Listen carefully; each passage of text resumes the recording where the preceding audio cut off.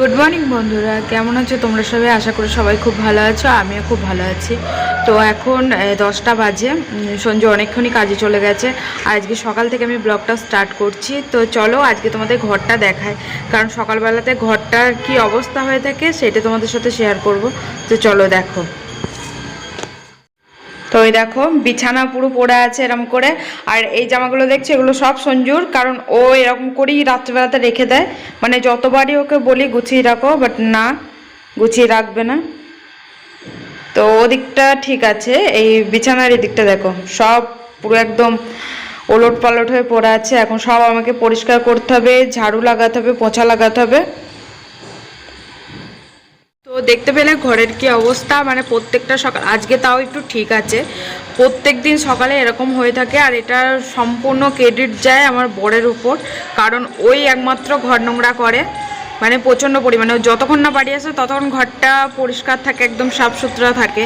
তো যখনই বাড়ি ঢোকে বাস একটা একটা একটা করে জামা প্যান্ট ছেড়ে ছেড়ে ওখানে রাখে, পুরো চারিধারে, এক জায়গায় গুছিয়ে রাখবে না, চারিধারে ছড়িয়ে ছড়িয়ে ছড়িয়ে ছিটিয়ে রাখবে, দিয়ে বাস পুরো কাজরাপট্টি করে দেবে জায়গাটা। সো আমি রান্নাঘরে চলে এসেছি আর আমার কাজ ফাজ সব কমপ্লিট হয়ে গেছে।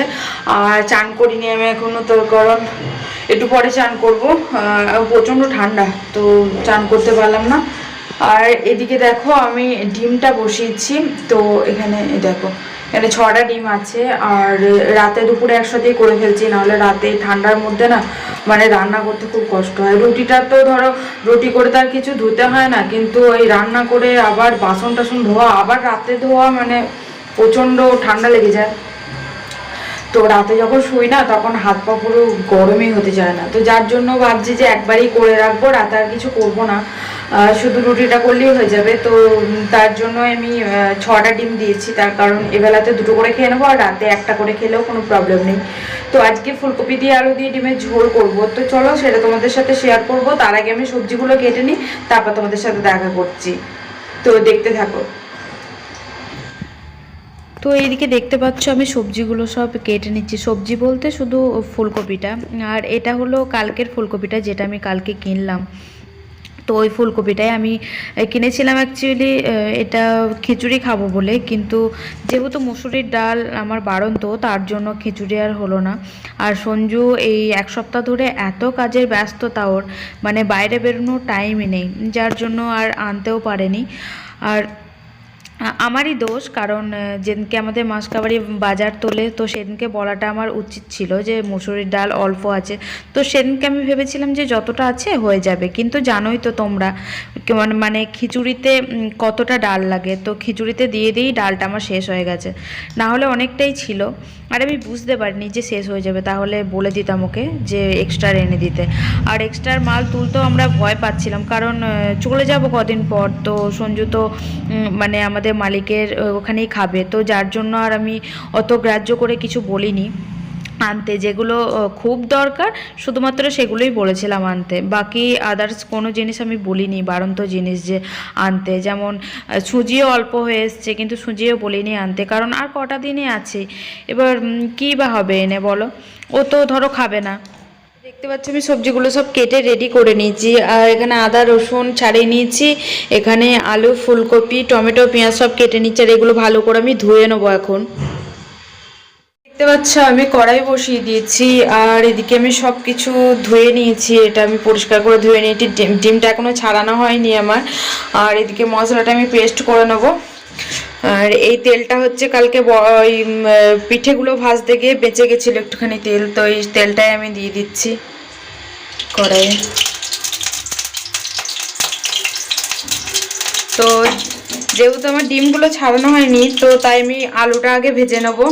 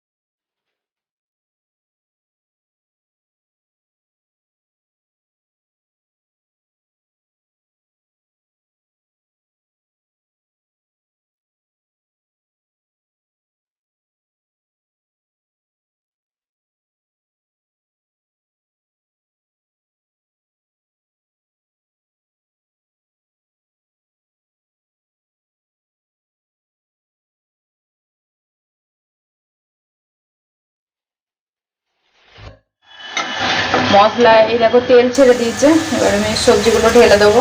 আর আমি সব কিছু একসাথেই ঢেলে দিচ্ছি।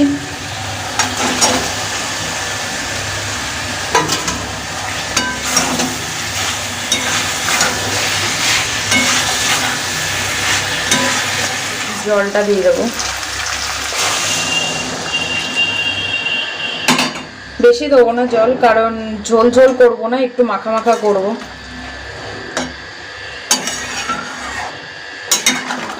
এখন ঢাকা দিয়ে দেবো, তারপর ঢাকা খুলে নুনটা একটু চেক করে নেবো, দিয়ে গরম মশলা দিয়ে নামিয়ে নেবো। তো ওদিকে তরকারিটা বসিয়ে দিয়ে আমি দেখলাম কটা বাসন আছে, তো মেজে নিই। আর মেজে টেজে যাবো আমি চান করতে। তো দুর্ভাগ্যবশত আজকে আমাকে ঠান্ডা জলে চান করতে হবে। তো সেটা ভেবেই আমার ভয় লাগছে, কারণ আমি তরকারি যখনই চাপিয়েছি না তখনই আমার গ্যাস স্লো হয়ে গেছে। তো ভয়েসটা যেহেতু আমি পরে দিচ্ছি, তাই তোমাদেরকে আমি বলতে পারছি। তো দেখো, তোমাদেরকেও আমি দেখাবো যে গ্যাসটা প্রায় 1 ঘন্টা মতো স্লো ছিল, জানো তো। তারপর গ্যাসটা ফুরিয়েছে। মানে আমি তো ভাবতেই পারিনি ফার্স্টে যে গ্যাসটা, এবার গ্যাস ফোরালে তো এমনি একটুখানি স্লো হতে হতে বাস একদম নিভে যায়, কিন্তু 1 ঘন্টা মতন এরকম স্লো থাকার মানেটা কি, আমি তো সেটাই বুঝতে পারলাম না। তো যাই হোক, যা হয়েছে হয়েছে, টেকনোলজির কামাল, আর কি বলবো। তো দুর্ভাগ্যবশত। আর এদিকে দেখো আমার সাথে কদিন ধরে এতই মানে খারাপ দিন চলছে আমার। এদিকে দেখো মগটা আমার ফেটে গেছে, কালকে 1 ভর্তি জল ভরেছি, দিয়ে হাত থেকে পড়ে গেছে, আর বাস মগটাও ফেটে গেছে। দেখো দেখেছো কত জল ভরছে পেছন দিয়ে, মানে ওটাই ফেটে গেছে পুরো। তো এই দেখো আমার সবজি হয়ে গেছে, আর আমি এবার একটু গরম মশলা দেবো, তারপর এবার দেবো হালকা একটুখানি ধনেপাতা, কারণ এই শীতকালের দিনে সব সবজিতে একটু ধনেপাতা দিয়ে খেতে ভালোই লাগে। তো ধনেপাতাটা দিয়ে আমি নামিয়ে নেবো, কারণ আলু কপি আমার সব সেদ্ধ হয়ে গেছে, ফুলকপি টুলকপি সব।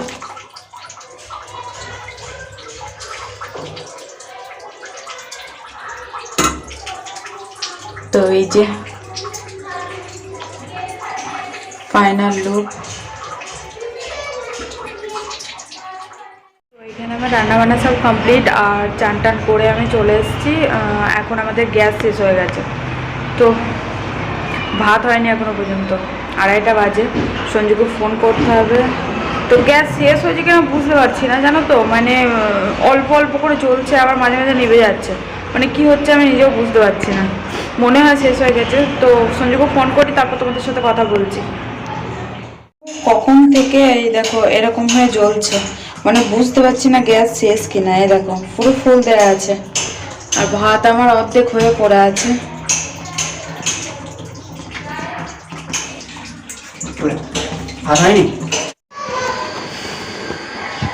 গুড ইভিনিং বন্ধুরা। তো সন্ধে লাগেনি এখনো, বিকেল এখন 6টা বাজে। তো একটু করে সন্ধে লেগে যাবে। আর আমি এখনই জল টল ভরে এসে এইমাত্র দাঁড়ালাম। রেগেটারটা দেখছো, পুরো জাদু জাদু লাগছে না? আর প্রচণ্ড ঠান্ডা লাগছে। আর এই সোয়েটারটা কি বলতো, একটুও ঠান্ডা মানে কাটে না। এই সোয়েটারটার পর চাদর দিতে হয়, তারপর ঠান্ডা কাটে। আর ওই পিঙ্ক কালারের যে সোয়েটারটা ছিল ওটা না, মানে আমি পরেছিলাম দুপুরবেলাতে ভাত টাত খাওয়ার পর, তো ভিজে গেছে হাত দুটো, তার জন্য আর পরলাম না। আর হ্যাঁ, আজকে তো গ্যাস শেষ হয়ে গেছিলো। তো তো ভাত তো আমার মানে হাফ হয়েছিল, চাল চাল ছিল, কিন্তু আমি মানে ঢাকা দিয়ে রেখে দিয়েছিলাম ফ্যান সদ্য দিয়ে। ভাত তো যাক হয়ে তো গিয়েছিল, কিন্তু ভাতের কোনো টেস্ট ছিল না, মানে পুরো জলসা জলসা ভাব। মানে ফ্যান ছড়িয়েছি তারপরেও পুরো জল জল জল জল ভাব ছিল। তো যাই হোক, খেতে হলো, কিছু করার নেই। ভাত পেয়েছি এটাই অনেক, কারণ গ্যাস ফুরিয়ে গেছিলো। আর গ্যাসওয়ালাকে ফোন করলো, কখন দিয়ে গেল জানো? সঞ্জু ফোন করেছে, বাড়ি এসেই ফোন করেছে। তো 3টের সময় ফোন করলো, গ্যাসওয়ালা দিয়ে গেল 4:30টার সময় গ্যাস দিয়ে গেল। মানে 4:30টার সময় খেতাম, তাহলে কি অসুবিধা হতো। তো ওপরে ওদেরকে বললে এবার দিত গ্যাস। তো আমি দেখলাম যে চলো হয়েই তো গেছে, তো যার জন্য আর গ্রাহ্য করলাম না। তো আমি রাস্তায় এসেছিলাম, আর সঞ্জু বলল যে ঘরে আসবে, তার জন্য আমি রাস্তাতে ওয়েট করছিলাম ওর জন্য। আর এই দেখো একটা বিড়ালকে দেখতে পেলাম। আমার না বিড়াল খুব ভালো লাগে, জানি না কেন। মানে আমাদের বাড়িতেও একটা আছে, তো যখনই কোনো বিড়াল দেখি তো ওর কথা মনে পড়ে। তো এই দেখো বিকালের পর আবার সন্ধ্যেবেলা চা নিয়ে হাজির হয়ে গেছি তোমাদের সামনে। আর আজকে আমি চা খেতে খেতেই ব্লগটা এন্ড করব। সবাই সুস্থ থেকো, ভালো থেকো, আবার দেখা হচ্ছে একটা নেক্সট ব্লগের সাথে। টাটা।